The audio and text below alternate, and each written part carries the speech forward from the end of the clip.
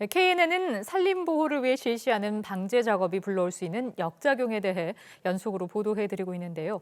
재앙이라고 불리우는 소나무 재선충 방제를 위해 해마다 1,000억 원 가까운 예산이 투입되고 있습니다. 비에 나무는 줄고 있는데 예산은 늘고 있다고 합니다. KNN이 마련한 기획 시리즈 방제 역공, 윤혜림 기자가 취재했습니다. 산속을 들어가자 이내 소나무 무덤이 나옵니다. 혼증 작업한 것으로 소나무 재선충을 유발하는 매개충을 죽이기 위해 약을 치고 방수포로 덮어놨습니다. 소나무 재선충병은 그 방제 작업 완료 시기가 매우 중요한데요. 적어도 3월 말까지는 이렇게 완료를 해야 효과를 볼 수 있습니다.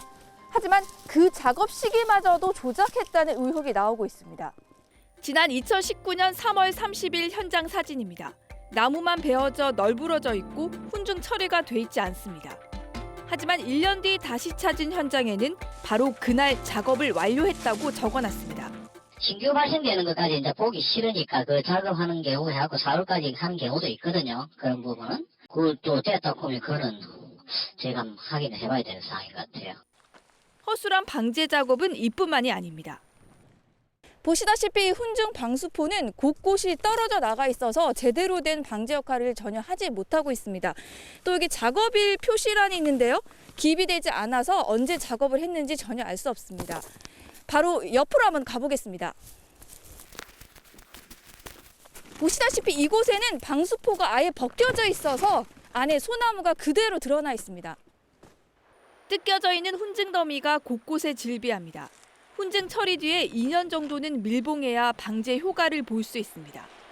약을 치지 않고 덮어놓기만 하면 된다는 신기술 방수포도 구멍나거나 잠금 장치가 열려 있습니다. 이런 주먹구구식 방제에 투입한 비용은 얼마일까? 지난 30여 년 동안 방제 작업에 투입된 예산은 9,900여억 원, 인력은 900만 명 정도 됩니다.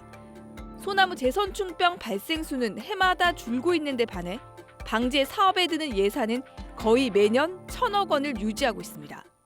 상식적으로 납득이 잘 안 가는데 왜 이런 일이 발생하는 겁니까?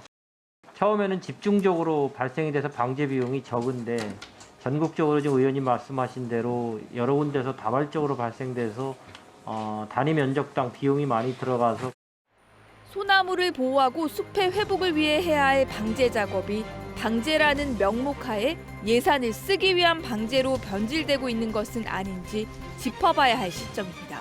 KNN 윤혜림입니다.